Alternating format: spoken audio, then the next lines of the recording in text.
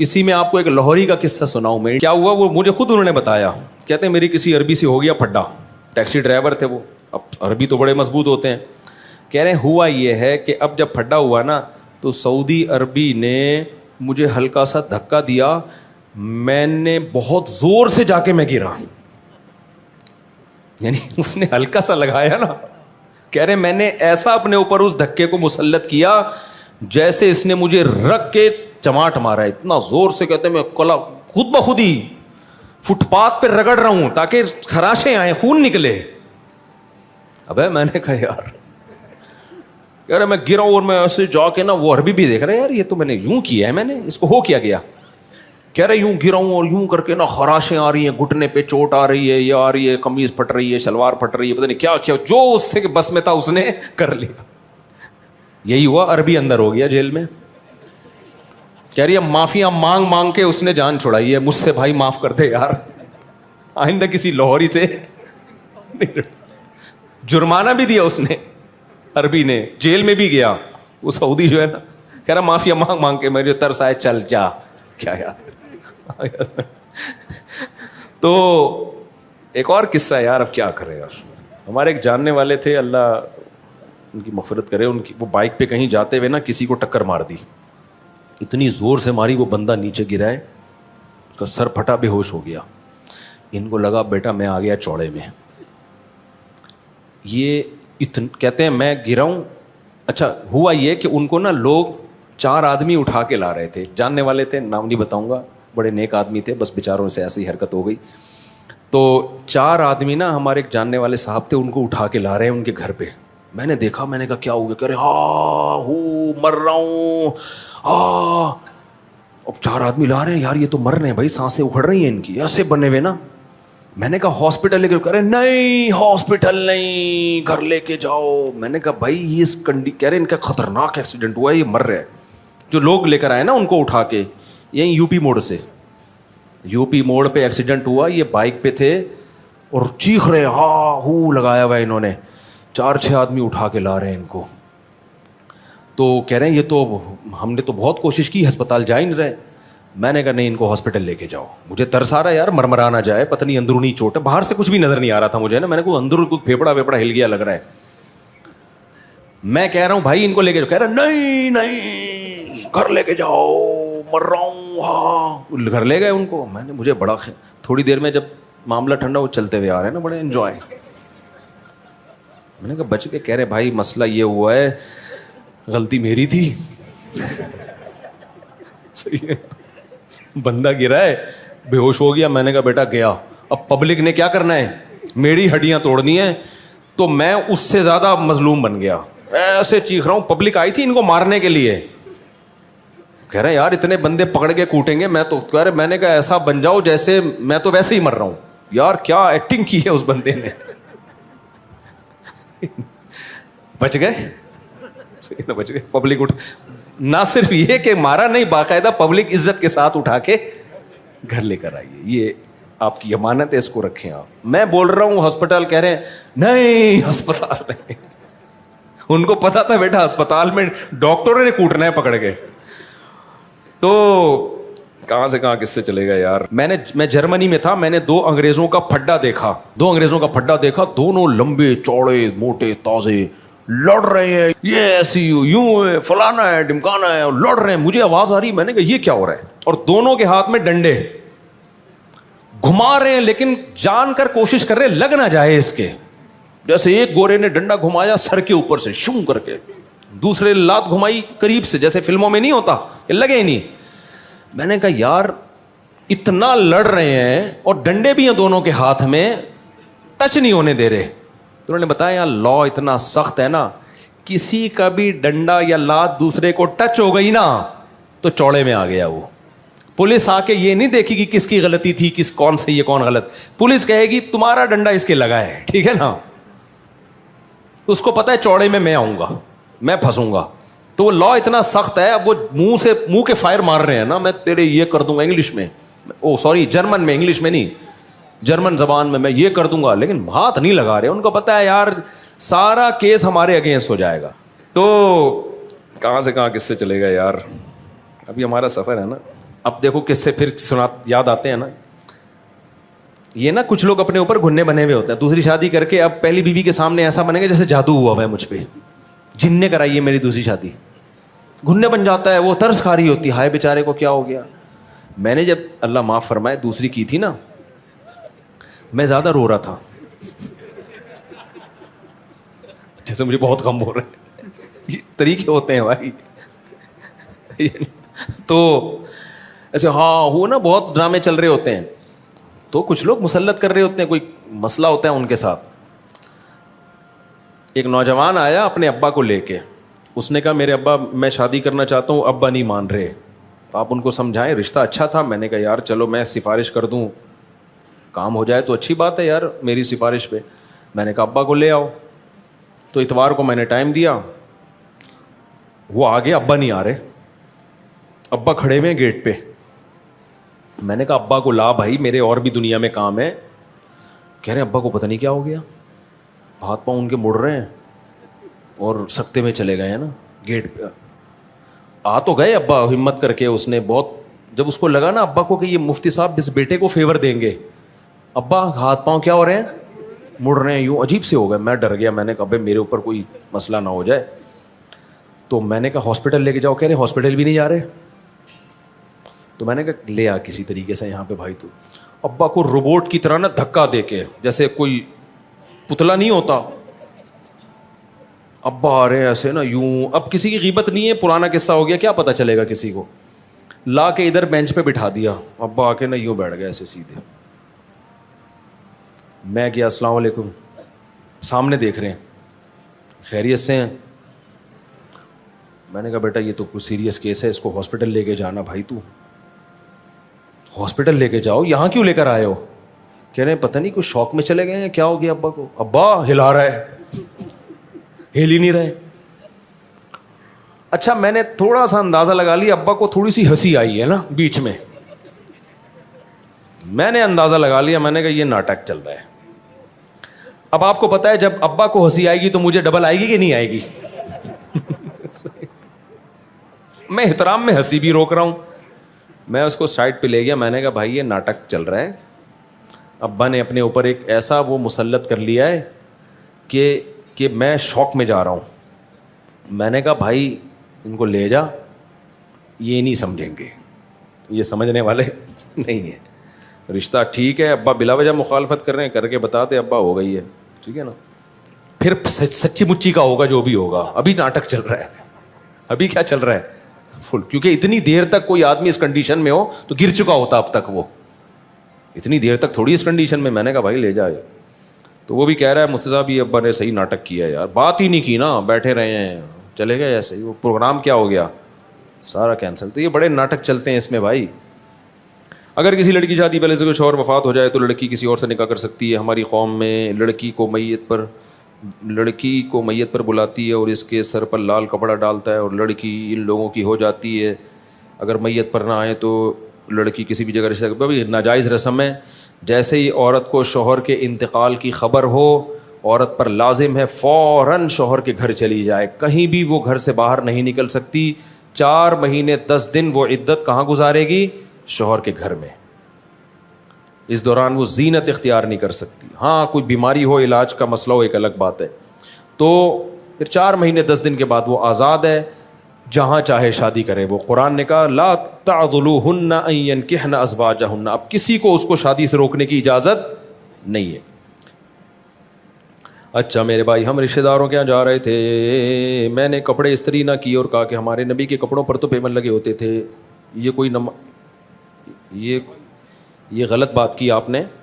ہمارے نبی صلی اللہ علیہ وسلم نے غربت کو خود اختیار کیا ہے, سمجھ رہے ہو. جب غربت کو اختیار کیا تو آپ کے پاس کپڑوں کے پیسے ہی نہیں ہوتے تھے, اور آپ کے تو اکاؤنٹوں میں ٹھیک ٹھاک پیسے پڑے ہوئے ہوتے ہیں, ابا کے جیب میں بھی ہوتے ہیں, آپ کی جیب میں بھی ہوتے ہیں. تو اس کی اسلام میں مثال نہیں ملتی کہ پیسہ ہو اور آپ اس کو استعمال نہ کرو.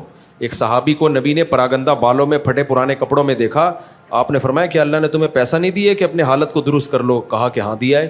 آپ نے فرمایا ان اللہ یحب ان یرا اثر نعمتہ علی عبدہ, اللہ چاہتے ہیں کہ جب کوئی اللہ نے کسی کو مال دیا ہو تو اس کے لباس اور پوشاک سے نظر آنا چاہیے. تو اگر اللہ نے مال دیا تو پھر پھٹے پرانے کپڑے پہننے کی آپ کو اجازت نہیں ہے. ہمارے نبی کے پاس تو مال رہا ہی نہیں نا, صبح آیا تو شام ہونے سے پہلے سارا ہی نکال دیا. تو آپ کے پاس تو کپڑا خریدنے کے پیسے ہی نہیں ہوتے تھے, تو مجبوراً اسی کو پیمنٹ لگا کے پہنتے تھے. آپ کے پاس تو پیسے ہیں, یا تو ایسا حوصلہ کر دو کہ سب صدقہ کر دو, 1 روپے بھی نہ چھوڑو. پھر جب کپڑے پھٹے تو نیا کپڑا خریدنے کا پیسہ ہی نہ ہو, پھر آپ پیمند لگاؤ گے تو اس پیمند کو سنت کہا جائے گا. جب تک پیسہ ہے آپ کے پاس تو وہ آپ کی لباس اور پوشاک سے نظر آنا چاہیے. ابھی میں نے بیان میں بتایا نا, سلیمان علیہ السلام کا وہ پیسہ تھا تو ان کے محل سے وہ پیسہ نظر آتا تھا. ایسا فرش بنایا VIP, انہوں نے پیمند زدہ کپڑے نہیں پہنے, وہ انہوں نے جنات کو بولا ہیرے جواہرات نکال کے لا سمندر سے, ٹھیک ہے نا, یہ والا ہیرا پرانا ہو گیا ہے, اپنے تاج میں دوسرا ہیرا لگانا ہے میں نے, یہ دیکھ دیکھ کے کیا ہو گیا ہے, یہ ملکہ سبا آ رہی ہے, تھوڑا الگ ٹائپ کے ہیرے چاہیے ہمیں. تو اس لیے میرے بھائی ملکہ سبا کو ایمان, تاکہ وہ آپ کے معجزے دیکھ کر ایمان لے آئے اور آپ کی سلطنت اور طاقت سے متاثر ہو. تو اس متاثر کرنے کے لیے انہوں نے کیسا پورے تخت کا عالی شان تیار کروایا. تو یہ جو آپ پھٹے پرانے کپڑے پہن کے جاتے ہو نا, آپ آ جاؤ, میں آپ کو ایک زکوٰۃ کی قمیص پڑی ہوئی ہے میرے پاس, وہ میں آپ کو دے دوں گا, تو پہن لینا. کہیں بھی شادی بیاہ میں جایا کرو پراپر ڈریس میں, ماں باپ کو اس سے خوشی ہوتی ہے, ماں باپ اپنے بچوں کو زینت میں دیکھنا چاہتے ہیں. تو اس لیے میں نوجوانوں کو کہتا ہوں ٹرینڈ کرانی ہے تو ابا اماں سے پوچھ کے کراؤ. اگر ابا اماں کو ٹرینڈ بری لگ رہی, بیوی کو تو مانتے ہیں, بعض دفعہ ابا اماں کو بھی ٹرینڈ بری لگ رہی ہوتی ہے. ہمارا بیٹا ہے, ہم لوگ مالدار لوگ ہیں, ہمارے ایک روایات ہیں. اور یہ ابھی ایک خاتون کا قصہ آیا, وہ ایک لڑکی عاشق ہو گئی, اچھی بڑی اونچے گھرانے کی لڑکی, عاشق ایک ایسے علاقے میں ہو گئی وہ ان کے اسٹینڈرڈ کا نہیں ہے. تو میں نے ماں کو سمجھایا کر دو شادی, لیکن ماں نے کہا بھائی ہمارا اسٹینڈرڈ نہیں ہے. تو میں نے بھی لڑکی کو سمجھایا کہ بیٹا آپ اپنے ماں باپ کی عزت کا بھی تو خیال کرو نا. تو ماں باپ کی بھی عزت کا تھوڑا بہت اسٹینڈرڈ اوپر نیچے ہوتی ہے. ایک لڑکی بہت بڑے کسی خاندان کی, وہ اچانک وہ کسی ایسے لڑکے پہ عاشق ہو جائے جو بیچارہ گندے نالے پہ رہتا ہو. میں اس کو برا نہیں کہہ رہا گندے نالے پہ, لیکن اسٹینڈرڈ کا تو فرق آ گیا نا. تو ماں باپ اپنے داماد سے کیسے ملائیں گے بھائی یہ ہمارا داماد ہے ان سے ملیے, کہاں رہتا ہے, گندے نالے پہ رہتا ہے. تو ان کے لیے یہ ذلت کی بات ہوتی ہے. تو اس لیے میں نے ماں باپ اولاد کو چاہیے کہ اپنے ماں باپ کے بھی اسٹینڈرڈ کا خیال کرے. ہاں اتنا زیادہ فرق نہیں آ رہا, نارمل ہے, تو پھر ماں باپ کو روکنے کی اجازت نہیں ہے. تبھی کہتے ہیں نا لڑکی کفو میں نکاح کر رہی ہے تو پھر ماں باپ کو روکنے کی اجازت نہیں ہے. غیر کفو میں کر رہی ہے تو پھر حق ہے, ان کو روک سکتے ہیں وہ, کیونکہ وہ کہتے ہیں ہمارے جوڑ کا نہیں ہے. تو اس سے ماں باپ کی بھی عزت خراب ہوتی ہے. تو اصلاح, ماں باپ چاہتے ہیں ہمارے بچوں کی ڈریسنگ اچھی ہو, تو ماں باپ کو خوش کرنے کے لیے اچھے کپڑے پہن کے جایا کرو تاکہ دیکھنے میں اچھے لگو. تو اس سے ماں باپ خوش ہوتے ہیں, تو اس پہ ثواب ملے گا آپ کو. یہ پیون زدہ کپڑے نہیں پہنو. حضرت عمر نے خلافت کے دور میں مفتیوں کو مسئلہ بتانے اور حدیث بیان کرنے پر پابندی کیوں لگائی تھی؟ کہیں بھی نہیں لگائی تھی. حضرت عمر نے تو خود لوگ متعین کیے تھے مختلف علاقوں میں کہ اس علاقے کے یہ مفتی ہیں, اس علاقے کے یہ مفتی ہیں. ہر آدمی کو ریسرچ پیپر شائع کرنے کی اجازت نہیں تھی. کوفہ میں عبداللہ بن مسعود کو حضرت عمر نے باقاعدہ مفتی بنا کے بھیجا تھا کہ وہاں آپ لوگوں کو مسائل بتائیں گے. صحابہ کے دور میں گنے چنے مفتی تھے, اور آج پتھر اٹھاؤ ہر آدمی مفتی ہے. گنے چنے مفتی تھے, باقی صحابہ بھی انہی کو فالو کرتے تھے. سمجھتے ہو؟ بخاری کی حدیث 4108 ہے کہ حضرت امیر معاویہ نے حضرت ابن عمر سے کہا کہ میں تیرے والد سے زیادہ خلافت کا حقدار ہوں. حالانکہ خلفائے راشدین تو نبی پہلے ہی چاروں بتا چکے ہیں. پوری مجھے دیکھ کے عربی عبارت کیا ہے, یہ تو سب کی عربی میں ہے, یہ اردو میں تھوڑی ہیں یہ. تو میں اس کو دیکھوں گا کہ حضرت معاویہ رضی اللہ تعالیٰ عنہ کے کیا الفاظ تھے. حضرت معاویہ خلفائے راشدین کو اپنے سے بہتر سمجھتے تھے, یہ تو کنفرم ہے. کہیں بھی حضرت معاویہ سے خلفائے راشدین کی توہین منقول نہیں ہے. باقی اس کا کیا جواب ہے یہ میں پہلے اصل کتاب میں دیکھوں گا تو مجھے پتہ چلے گا سیاق و سباق میں بات کیا ہو رہی ہے. اکابر انجینئر نے علماء اکابرین کا واقعہ بتایا ہے. کتاب تذکرۃ الرشید سے حوالہ بھی دیا ہے کہ حضرت رشید احمد گنگوہی اور حضرت قاسم نانوتوی لیٹے ہوئے تھے, ایک دوسرے کے سینے پہ ہاتھ پھیرا تو انہوں نے کہا میاں لوگ کیا کہیں گے؟ تو جواب دیا کہ کہنے دو. تو دونوں ہم جس پرستی ہم کر رہے تھے معاذ اللہ. دیکھو انجینئر کا ہو گیا دماغ خراب,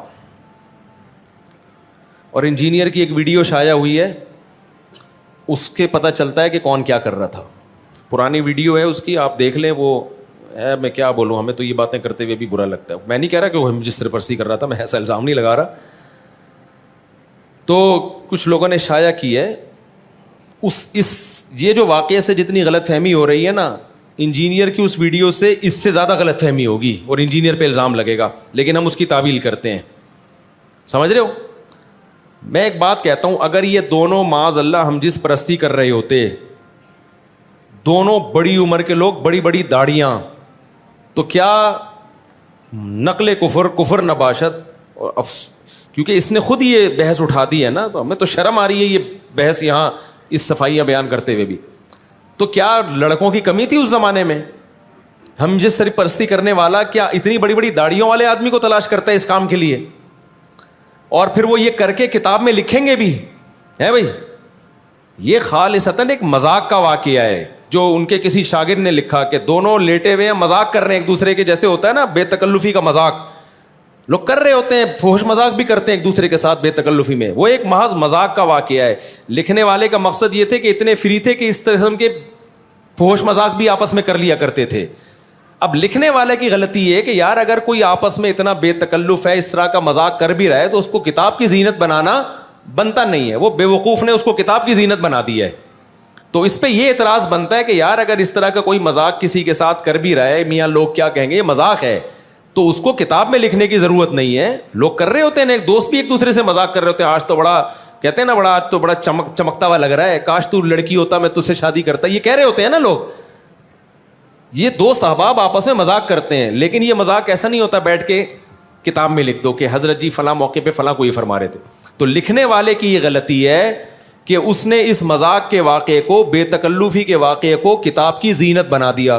انجینئر کیا کچھ سڑا ہوا دماغ ہے, اس کے ہمیشہ اس سے گوبر ہی نکلتا ہے, منہ سے بھی گوبر. بعض لوگوں کے گوبر کا ایک خاص راستہ اللہ نے بنایا ہے, وہیں سے نکلے گا, لیکن کچھ لوگ ایسے ہیں کہ ان کے لیے وہ راستہ چھوٹا پڑ گیا تو منہ سے بھی گوبر نکلتا ہے. تو انجینئر اگر یہ اعتراض کرتا نا کہ ان کے مریدوں میں عقل نہیں تھی, ایک نجی واقعہ, محفل کا مذاق کا واقعہ کتاب میں لکھ دیا, تو ہم اس کو سپورٹ کرتے کہ واقعی صحیح کہہ رہا ہے. یار ایک بے تکلفی کا واقعہ تھا, کتاب میں لکھنے کی کیا ضرورت تھی؟ لیکن انجینئر کے چونکہ دونوں راستوں سے گوں ہی ہمیشہ نکلتا ہے, تو منہ کی بواسیر کہتے ہیں نا, تو اس نے فوراً اس پہ کہہ کے لونڈے بازی کر رہے تھے معاذ اللہ. تو خدا کے غضب سے ڈر. رشید احمد گنگوہی کے تقوی کے واقعات اگر میں تجھے سنانا شروع کر دوں تو بے ہوش ہو جائے گا, تو ان کی خاک کے برابر بھی نہیں ہے. قاسم نانوتوی رحمہ, یہ مدرسوں کی بنیاد, پوری دنیا میں اللہ نے کام لیا. آج پوری دنیا میں امام حرم کا بھی بیان یوٹیوب پہ موجود ہے, اور میں تو دنیا گھوم کے آیا ہوں. مولانا طارق مل صاحب پوری دنیا گھومے ہیں. پوری دنیا میں آپ کو مدرسہ ملے گا نا, اس کے تانے بانے علماء دیوبند اور مولانا قاسم نانوتوی سے جا کے ملیں گے. اگر خدا نخواستہ وہ یہ ہوتے, اتنی اللہ ان کے عقیدت لوگوں کے دلوں میں بٹھاتا, ان کے شاگرد اتنی بڑی بڑی قربانیاں دیتے. تو ایک مذاق کا واقعہ, دو بوڑھے لیٹے ہوئے ہیں اور ایسے فری ہو رہے ہیں ایک دوسرے سے, مذاق کر رہے ہیں, تو بے وقوف کسی نے اس مذاق کو کتاب کی زینت بنا دیا. تو اسے نہیں پتا تھا منہ کی بواسیر بھی ہے بہت سے لوگوں کو, وہ بیٹھ کے اسی کو کیش کرائیں گے. تو انجینئر کو خدا کے عذاب سے ڈرنا چاہیے, جو لوگوں کی اس طرح سے عزتیں اچھالتا ہے, دنیا میں لازمی ذلیل ہوتا ہے وہ. تو اس کو چاہیے کہ تو سچی مچی میں نہ پکڑا جائے کہیں, صحیح ہے نا. میں الزام نہیں لگا رہا انجینئر پہ کہ وہ یہ حرکتیں کرتا ہے, نہیں کرتا ہوگا, ہم اچھا گمان رکھتے ہیں, لیکن جب کوئی کسی کا اس طرح سے مذاق اڑاتا ہے تو اللہ اس کو اس جرم میں مبتلا کرتے ہیں. اور اس کی ویڈیوز پڑی ہوئی ہیں, ہم تو پھر اس کی بھی تعویل کر رہے ہیں, نہیں کہہ رہا کہ یہ غلط حرکتیں کر رہا ہے, لیکن کسی نے بنایا یہی واقعہ کہ یہ میاں کیا کر رہے ہو, اس کو دیکھو اور اس سے پوچھو میاں تم کیا کر رہے ہو یہاں پہ. تو وہ ویڈیو تو ہم نے وائرل بھی نہیں کی, میں نہیں کہہ رہا اس میں کوئی غلط حرکت کر رہا ہے, لیکن آپ وہ ویڈیو دیکھو گے تو آپ کو پتا چلے گا جو دوسرے پہ الزام لگا رہا ہے نا, اس سے زیادہ خود اس کے اوپر انگلی اٹھ سکتی ہے. سمجھتے ہو کہ نہیں سمجھتے؟ تو میرے اس بیان کے ساتھ کوئی وہ ویڈیو چلا دے, لیکن نہ چلائے اچھا ہے. ہم تو نہیں چاہتے کہ ایسی گند سوسائٹی میں پھیلے, لیکن یہ بہت زیادہ فری ہو رہا ہے, یہ بہت بکواس کر رہا ہے. اتنے بڑے بڑے داڑھیوں والے آدمی یار, جن کے ہزاروں مرید ہوں, لاکھوں دنیا ان پہ عاشق ہو, اور پوری دنیا میں انہوں نے دین کا کام کیا, وہ ایک بے تکلفی کا ایک مذاق کر رہے ہیں. تو ٹھیک ہے, یہ مذاق نہیں کرنا چاہیے ان کو, اس لیول کا مذاق نہیں کرنا چاہیے, یہ بھی نصیحت کی جا سکتی ہے. اور اگر کر لیا ہے تو لکھنا نہیں چاہیے, یہ بھی نصیحت کی جا سکتی ہے. یہ نہیں کہ ان کو لونڈے باز کہا جائے معاذ اللہ. لڑکوں کا, وہ لڑکے کرنا ہوتا تو اتنے بڑے بڑے بڈھوں کے ساتھ بستر پہ نہیں لیٹے ہوئے ہوتے وہ. تو اس کو ہو گئی ہے منہ کی بواسیر, سمجھ رہے ہو.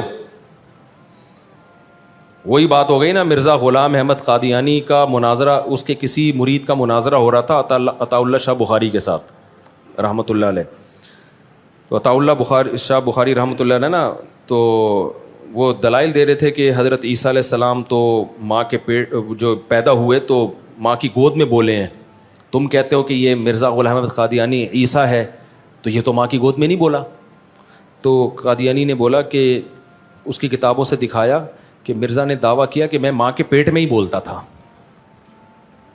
حضرت عیسیٰ ابن مریم تو ماں کی گود میں بولے, میں کہاں بولتا تھا؟ ماں کے پیٹ میں ہی. تو جب اس قادیانی نے یہ بولا نا, تو عطا اللہ شاہ بخاری نے کہا کہ ماشاء اللہ, ماں کے پیٹ میں جب بولتے تھے تو راستے تو دو ہیں جہاں سے آواز آتی ہوگی, دو ہی ٹوٹل راستے ہیں جہاں سے آواز آتی ہوگی.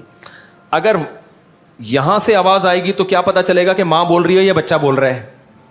بھائی اگر وہ بچہ جب ماں کے پیٹ میں بولے گا آواز یہاں سے آئے گی, تو کیا پتہ چل رہا تھا کہ ماں بول رہی ہے یا, کیونکہ جب یہاں سے آواز آتی ہے تو ہم سمجھتے ہیں وہ بندہ بول رہا ہے, تو ایک ہی جگہ رہ گئی تو وہاں سے آواز آتی تھی ان کی. اللہ نا باطل کو پنپنے نہیں دیتے ہیں, ذلیل ہو گیا وہاں پہ. تو انجینئر کو چاہیے کہ تھوڑا لمٹ کراس مت کرے. رشید احمد گنگوہی, مولانا قاسم نانوتوی ہمارے بزرگوں میں سے, آج ہمارے سر پہ پگڑی ہے, ہمیں جو ٹوٹی پھوٹی اللہ دین کی خدمت کی توفیق دے رہا ہے, ان اکابر کے شاگردوں کی جوتیاں سیدھی کرنے کی وجہ سے دے رہا ہے. اور ہم نے ان اکابر کے شاگردوں کا تقویٰ دیکھا ہے, سمجھ رہے ہو. رشید احمد گنگوہی رحمۃ اللہ علیہ, میرے پردادا بیعت تھے رشید احمد گنگوہی سے, میرے پردادا, میری دادی ان کا تقویٰ بتاتی تھی میرے پردادا کا. میرے جو دادی جو تھی نا ان کا تقویٰ بتاتی تھی, جو بیعت تھے نا میرے پردادا رشید احمد گنگوہی سے, تہجد میں 5 پارے پڑھنے کا معمول تھا ان کا, اور بہت زیادہ ذکر اللہ کیا کرتے تھے. تو ہم نے ان اکابر کے شاگردوں کو دیکھا ہے. میرے والد صاحب پھر ظاہر ہے میرے دادا کی اولاد تھے, ان میں ہمیں تقویٰ نظر آیا. تو ہمارا تو نسب والا سلسلہ ان اکابر کے سے روحانی تعلق سے جا کے ملتا ہے. تو ہم نے تو اپنے, میرے نانا بیعت تھے, میری دادی بھی بیعت تھی مولانا عبد الرحیم رائے پوری رحمۃ اللہ علیہ سے, وہ بھی انہی کے سلسلے کے تھے. تو ہم نے اپنی دادی کا تقویٰ اپنی آنکھوں سے دیکھا ہے, کیسے نوافل روزے رکھنا, تلاوت, نماز, طہارت. تو بھائی تم ہمیں نہیں ورغلا سکتے, ہم نے, ہمارا علم مشاہدے پر مبنی علم ہے, تمہارا علم جو ہے نا کتابوں کو دائیں بائیں کرنے والا علم ہے. ہمیں کہتے ہیں قبر پرست, علماء دیوبند قبر پرست. میرے تو باپ دادوں میں جو سارے علماء دیوبند کے شاگرد تھے, کوئی ایک بھی ہمیں قبر پرست, اگر وہ قبر پرست ہوتے تو کوئی ایک تو نظر آتا نا. ہمارے والد صاحب نے تو کبھی تعویذ گنڈے بھی نہیں رکھے, کچھ بھی نہیں, کیونکہ علماء دیوبند سے تعلق تھا. میری دادی جو تھی نا تیجے کے کھانے کبھی نہیں کھاتی تھی, مردوں کے کھانے, کیونکہ علماء دیوبند سے تعلق تھا. کبھی نہیں کھائے انہوں نے میت کا کھانا. کوئی رشتہ داروں میں بھی کوئی ہو گیا نا میت کا, کہہ رہی یہ میت کے کھانے تو ہمارے حلق میں اترتے ہی نہیں ہیں. تو ہم نے تو ان کے جو اثرات ہیں اپنی آنکھوں سے, تبلیغی جماعت پوری علماء دیوبند کا ایک شاہکار ہے, انہی کے اثرات ہیں. تو کسی کے اثرات کو دیکھ کے اندازہ لگایا جاتا ہے اس کے اکابر کیسے ہوں گے. تو آؤ ہم سے ہمارے عقیدے پوچھو, ہم بتائیں گے آپ کو, تو آپ کو لگے گا کہ خاندانی عقیدے ہیں, یہی ہیں عین اسلام, ٹھیک ہے نا. تو کبھی خوشبو لگا کے آؤ. تو انجینئر کو ہے منہ کی بواسیر, اس کے ہر جگہ سے گند ہی نکلتا ہے, کبھی منہ سے کوئی اچھی بات سننے کو نہیں ملے گی, ہر وقت کیڑے نکالتا رہے گا. اس نے یہ لکھا, اس نے یہ لکھا, تو آیا بھائی دنیا میں اکیلا تو جائے گا جنت میں, باقی سارے کیا کریں گے. اتنے بڑے بڑے دعوے, اور دم کتنا ہے, جب گئے تو مارکیٹ سے شارٹ. ابے یار یہ تو نہیں ہوتا یار, ایسا کرو گے تو کوئی بھی نہیں آئے گا.